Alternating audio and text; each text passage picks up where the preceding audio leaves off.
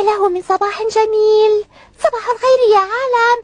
سأدع العالم يعرف كيف يكون النشاط في الاستيقاظ باكرا. ياه، كم أحب الصباح، كم أحب رائحة الإفطار الشهية، وكوب من القهوة الساخنة، وصوت زقزقة العصافير، وضوء الشمس داخل إلى منزلنا. ممتنة لهذا الشعور وجدا. ويا صباح الفل والهنا على حبايب قلبي الحلوين، عاملين ايه؟ يا رب تكونوا بخير دايما وفي احسن حال. النهاردة روتين يوم الحد 10/5/2026، وانا عارفة طبعا ان المقدمة دي وحشتكوا قوي، فما تنسوش بقى قبل ما نبدأ الروتين بتاعنا تحطولي لايك من ايديكوا الحلوة، ولو انتوا مش مشتركين عندي في القناة تدوسوا على زر اشتراك اللي هتلاقوه موجود تحت الفيديو، وكمان تفعلوا زر الجرس علشان يوصلكم كل جديد.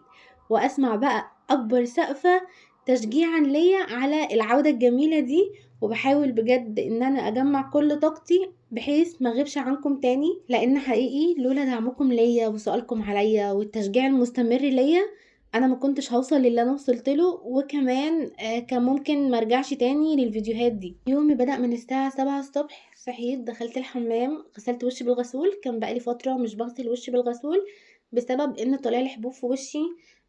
هرمونات الحمل مبهدله وشي شويه، حاسه ان وشي مرهق، بس بحاول بقى الفتره دي علشان العيد كل سنه وانتم طيبين ان انا احاول ارجع اهتم تاني ببشرتي، لان بحس اي حاجه حتى لو قليله بتاثر في نفسيتي.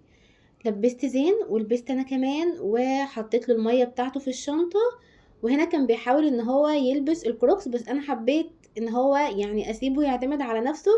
وهتلاقوا بقى في الروتينات الجايه لازم هنزود الفقره بتاعه الحضانه بتاعه زين، قبل كده ما كانش في حضانه، طالما في حضانه يبقى لازم هنصور لكم الروتين بتاعنا، يعني يومنا الحقيقي كامل زي ما هو. فضل يحاول لحد ما لبس نفسه الكروكس، اخدته بقى ونزلنا. هو بيرفض ان هو ياخد معاه اي سندوتشات في اللانش بوكس تماما، فبيحب ان هو يروح المخبز.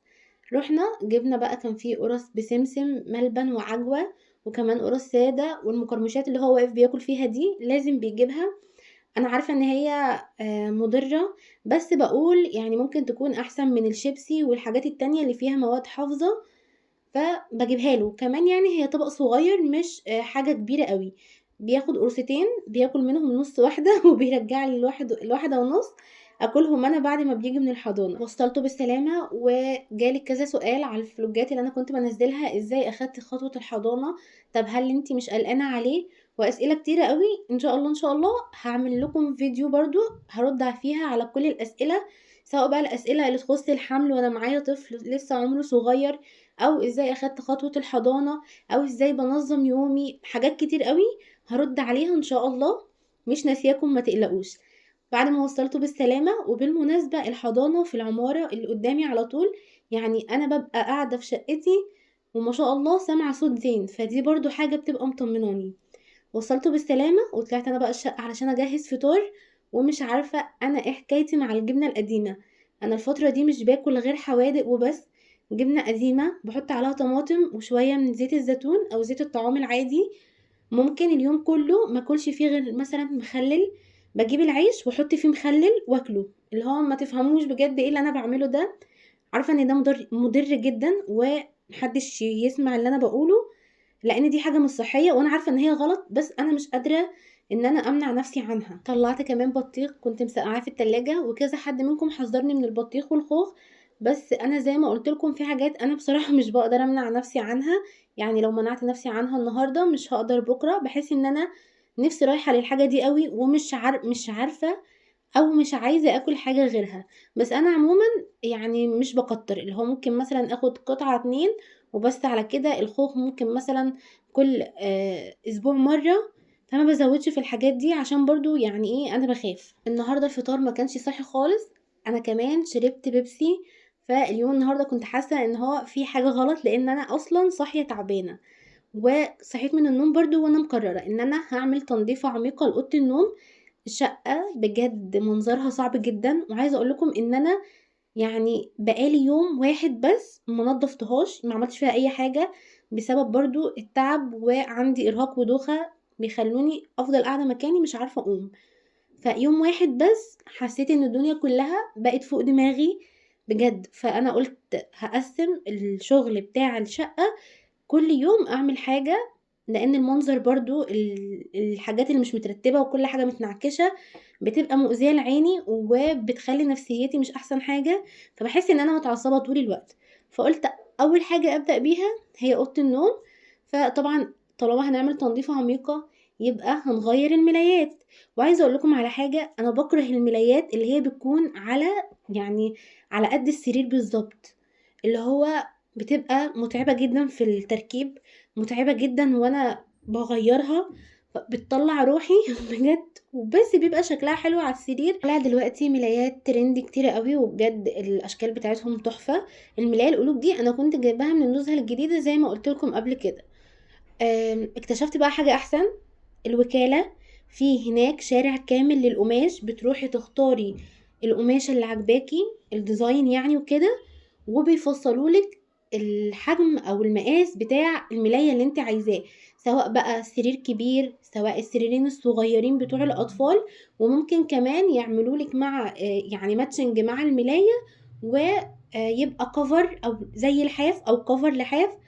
فعرفت حاجات كتير بصراحة انا ما كنتش اعرفها، ولما شفت الاسعار حسيت ان هو اوفر من الجاهز بكتير قوي. لان انا الفتره دي قاعده عماله ادور، عايزه اجيب ملايات جديده من اللي هي طالعه ترندي علشان العيد. انا لازم في العيد اشتري حاجه، يعني حتى لو حاجه بسيطه بس بحس ان هي بتفرق قوي. بتحسسني ان انا غيرت الشقه كلها وان انا قاعده في شقه تانية خالص، فالموضوع بيبقى حلو وسلس. فلما جيت دورت على البيدجات لقيت اسعار، يعني مثلا السرير الكبير الملاية من غير كوفرتا ومن غير كفر لحاف من غير اي حاجة، هي ملاية والخداديات والمخدة الكبيرة ب700 جنيه، والاطفال عامل 950 و1000 وي. فلقيت الموضوع يعني اوفر قوي، فقعدت عملت سيرش فلقيت بقى موضوع الوكالة ده، وان انا اختار الديزاين اللي انا عايزاه وبيفصلوا لي وانا واقفة، وكمان منزلين الاسعار. فلما جيت حسبتها حسيت ان هي احسن طبعا. فقلت ليه ما اعملش كده، فقلت هحدد يوم ان شاء الله وانزل فيه بحيث ابقى صاحيه كده كويسه وتمام وقادره ان انا انزل. وكمان ماما منعاني منعا باتا ان انا انزل لوحدي في اي مكان، لازم يكون معايا حد، لو ما كانش احمد يبقى لازم اختي. فلازم اظبط معاها قبلها، لازم اخد ميعاد علشان اعرف انزل. بس هي بصراحه مش بتتاخر عني، يعني لما بقول لها عايزه مثلا انزل اشتري حاجه بكره او النهارده فبتقول لي يلا تمام مفيش مشكله. فهحدد اليوم، والاكيد ان انا لما اروح ان شاء الله هصور لكم كل حاجه. وكمان ان شاء الله ان شاء الله يا رب على خير، في نزله قريبه للعتبه عرفت بقى كنز للبيجامات تحفه تحفه تحفه. فمحتاجه ان انا اروح برضو اشتري، لان انا يعني علشان بطني وكده، فحاسه ان البيجامات اللي عندي مضايقاني مش مريحه خالص. فطول الوقت حاسه ان انا قاعده بكشات، يعني فاهمني، مش عارفه ان انا اقعد ببيجامات. البناطيل والاستيك بيضايقوا بطني، بحس ان هما بيعلموا على بطني، فالموضوع مضايقني جدا. فقلت لا انا هروح اشتري حاجات برضو تكون اوفر سايز، لان الحر مش بيحب الحاجة اللي بتبقى ماسكة على جسمنا. بحب انا اقعد براحتي وابقى لابسة حاجة مرحرحة، بكره انا الحاجات الضيقة عموما سواء صيف او شتاء. شلت بقى السجاد اللي كان في الأوضة ونفضت الشباك، وانتوا شفتوا اكيد كمية التراب وانا بنفض الستارة والشباك. مش عارفة ايه كمية التراب دي بجد، حاجة يعني بتجيب لي اختناق، مع اني بنضف كل شوية بس برضو اللي هو الأوضة دي أساسا لسه منضفاها تنظيفة عميقة الأسبوع اللي فات، يعني بعملها كل أسبوع مرة. جبت بقى المكنسة وكنست الأوضة كده كنسة محترمة. وسألتكم في الفيديو اللي فات لما وريتكم الكفر الجديد بتاع الركنة، يعني قلت لكم الستاير اخليها ايه، يعني اشيل الستاير المنت جرين واكتفي بالستاره اللي هي البيضه الشيفون، ولا اسيب الستاير المنت جرين، ولا اشيل الستاير المنت جرين واجيب بدلها ستاير لونها جراي بس درجه تكون افتح من الكفر بتاع الركنه. دي اول حاجه. تاني حاجه كنت برضو سألتكم على بديل السجاد، بس الحمد لله انا لقيت مكان برضو ولقيت الديزاين اللي انا عايزاه فيه. فلما اروح اجيب برضو هصوره لكم، فدي مشكلتها اتحلت. انا بس مشكلتي كلها دلوقتي في الستاير. فاذ فجأة وانا بنضف حسيت ان انا تعبانة وده باين على وشي، حسيت ان انا خلاص هيغمى عليا وهقع من طولي، غثيان رهيب. فرحت على طول جبت الطابع ده واخدته، وحرفيا الطوابع دي انا مش بعرف اعيش من غيرها. واوقات كمان ما بتجيبش معايا نتيجة قوي، فبضطر ان انا اخد معاها برشام فوم بريك. فالموضوع بجد بيبقى صعب قوي عليا. قعدت كده كنت حاسة ان جالي ضيق تنفس، ففضلت قاعدة شوية ارتاح، وبعدين قمت بقى جبت الموب بتاعتي. سألتوني عليها برضو الناس اللي لسه متابعاني جديد. الموب دي اسمها لورد الأصلية، لأن خلوا بالكم في منها تقليد، وانا جايباها برضو من النزهة الجديدة من محل اسمه الاستيراد، وسعرها كان عامل 200 جنيه او 250، انا بصراحة مش فاكرة قوي. التقليد بقى منها بتبقى باينة خالص ان هي تقليد، هتحسوا ان الفينش بتاعها مش حلو، التقفيل بتاعها مش حلو، قطع الغيار بتاعتها ضعيفة، الايد نفسها هي بتلف معاكوا الاربع الاتجاهات، ولكن يعني ضعيفة، المفصلة اللي ماسكة بين اليد وبين الجزء العريض ده اللي بنمسح بيه ضعيف خالص، يعني ممكن تتكسر منك في اي وقت. فعشان كده بقول لكم هو بيبقى مكتوب على الكرتونة، وانا لو رجعتوا للفيديو بتاع مشتريات رمضان انا كنت جايباها في المشتريات بتاعت رمضان، هتلاقوا شكل الكرتونة وشكل كل حاجة، وبيبقى يعني مكتوب عليها كمان ان هي معاها ضمان سنة. فدايما بقول هاتوا الأصلية علشان ما تقعدوش كل شوية تجربوا، وانا جربت برضو معاكم كذا حاجة ما لقيتش احسن من دي بصراحة، تحفة وعملية جدا ومريحة قوي. بتلف معايا زي ما انا عايزة، بتجيبلي من اي مكان انا عايزة امسحه، وكمان بتخلي السيراميك كده بيلمع، ما فيهوش اي حاجة بعد ما بمسح طبعا بمية سخنة وملمع ازاز وفريدة، بتخلي ريحة الأوضة كلها متعطرة ومتعقمة. وبصوا مش بنحتاج ان احنا لا نشغل فواحة ولا نشغل مبخرة ولا نرش معطر ولا اي حاجة خالص، مجرد ما بنمسح الريحة بتفضل في الأوضة يومين 3 بجد عن تجربة. سبت الأوضة بقى كده اتهوت شوية، وعلى ما انا نفضت السجاد في البلكونة لازم بعمل السجاد بالفرشة علشان لو في اي وبر في اي شعر في اي حاجة تطلع. وطبعا الحاجات دي كلها هتتغسل ان شاء الله قبل العيد.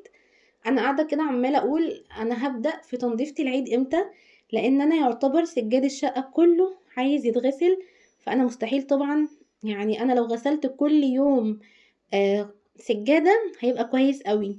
وده لان انا مش لاقيه مغسله كويسه جنبي، ويعني بخاف ان انا انزل السجاد عندي لمغسله يبوظوه او في حاجه تضيع، او يجي مثلا ابقى معتمده عليهم واجي عشان افرش الحاجه في العيد فاحس ان الحاجه مش نظيفه، فانا عندي وسواس النظافه شويه، اللي هو لازم اعمل الحاجه بنفسي.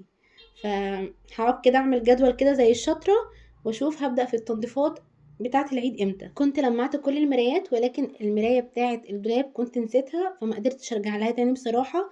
ما صدقت ان انا فرشت الأوضة وضلمت الستاير وما عملتش غدا. انا نزلت عند ماما فضلت قاعدة لحد بالليل مثلا، اكلت تحت وشربت تحت عندها وعملت كل حاجة عندها. ما كانش فيا طاقة 1% ان انا حتى اقوم من مكاني، وكمان هما اللي كانوا مخليين بالهم من زين. لما طلعت بقى بالليل حسيت ان انا عايزة اكل حاجة حلوة، قلت اعمل العجينة بتاعة الوافل وبالمرة اجرب معاكم الساندوتش ميكر اللي احنا لسه جايبينه من النزهة الجديدة. عملت بقى العجينة بتاعة الوافل، بتبقى عبارة عن بضاية بدرجة حرارة الغرفة، كيس من الفانيليا، معلقة وربع من السكر، وبزود كمان زي نص كوباية كده او 3/4 كوباية من الدقيق، معلقة من الزيت، ومعلقة صغيرة من البيكنج باودر، وبس كده مش بزود اي حاجة تاني. لازم نخلي العجينة تقيلة شوية علشان لما نحطها في ماكينة الوافل لما نيجي نقفل، لو العجين مش تقيل القوام بتاعه يعني خفيف قوي، هتحسوا ان هي طلعت معاكم من الجناب وبهدلت الدنيا. مسحته الاول بمسحة خفيفة كده من الزيت، وبعدين حطيت بقى العجين وقفلته كويس. ولازم قبل ما نستخدمه برضو نكون مسخنينه كويس. اول ما بنقفل عليه بيبقى الاشارة الحمراء دي زي ما انتوا شايفين بتبدأ تشتغل. بسيبه من 5 ل8 دقايق. بس انا عملت حركة مش صح، هو ان انا فتحت عليه بعد دقيقتين وانا ما كنتش اعرف، فتحسوا ان الجهاز جاله ايرور من الهبل اللي انا عملته. انا كمان يعني بعد ما فتحت عليه رجعت قفلت تاني وسيبته 8 دقايق كاملين، فالوافل طلع معايا مستوي زيادة عن اللزوم. فدي غلطة برضو انا وقعت فيها، يمكن عشان اول مرة اجرب، فبس التجربة بتعلم. هو ما كانش طعمه محروق ولا اي حاجة، هو كان مقرمش وطعمه حلو جدا، بس انا للأسف اول مرة دي استخدمته غلط. لسه برضو متبقي عجينة من الوافل، فقلت هجرب بقى المرة التانية واتعلم من اخطاء المرة الاولى. فحطيت العجين فردت العجين، هي اول مره بس اللي بنحط فيها ماده دهنيه، بعد كده ما بنحطش اي حاجه. شايفين قوام العجين تقيل ازاي؟ فردته بقى كويس جدا بالتساوي كده، وبعدين قفلت عليه وسبته لحد ما اداني اشاره اللي هي اللمبه الخضراء، اداهالي بالظبط بعد حوالي 6 أو 7 دقايق، مش اكتر من كده. بس في العموم انا كنت مبهوره بالنتيجه، وكمان كنت مبهوره بالطعم. كان عندي بقى الصوصات الجاهزه اللي انا بجيبها دي من ماجيك، كان عندي شوكولاته بالبندق وشوكولاته بيضه وكذا حاجه، بس احنا طبعا اكتر حاجه بنحبها هي ايه كلنا، هي الشوكولاته بالبندق. فبدات اللي انا طلعته ما كنتش قادرة اصبر، ومن الريحة كنت عايزة ان انا اجربه على طول، فزينتهم كده. ممكن كمان نحط عليه عسل، ممكن نحط عليه موز وفراولة، اي حاجة بقى متوفرة. ممكن تاكلوه سادة، انا باكله الزين سادة بصراحة، مش بحط له عليه اي صوصات، بكتفي بيه هو كده. وشوفوا لي بقى شكله كان عامل ازاي، زي اللي بنشتريه جاهز من بره بالظبط، بس الفرق ان احنا عاملينه في البيت، حاجة مضمونة. ممكن لو انتوا هتجيبوا الاتنين دول من بره تدفعوا فيهم من 80 ل 100 جنيه، وهم اساسا في البيت مش مكلفيننا 10 جنيه على بعض. بصوا بقى التانية عملت ازاي لما ظبطت التايمر، طالعة معانا مظبوطة، وفي نفس الوقت مقرمشة، وكمان مش محروقة ولا فيها اي حاجة. ممكن لو انتوا عايزين تزودوا عليها دقيقة كمان وبس وخلاص، وهتطلع معاكم زي الفل. رحت بقى قعدنا في الصالة كده اكلنا الوافل، وسبت المكنة تهدى من السخونية. وبنضفها ازاي؟ بجيب مناديل مطبخ عادية جدا، ببدأ مش بكون حاطة فيها اي حاجة، مناديل ناشفة، وبمسح بقى كده مكان ما عملت الوافل كويس جدا، وخلاص هي دي طريقة التنظيف. لو نضفناه كل مرة بعد ما بنستخدمه هيفضل معانا اطول وقت ممكن. وبس كده يومنا خلص. ادعولي دعوة حلوة من قلبكم، واستنوني في الروتين الجاي ان شاء الله.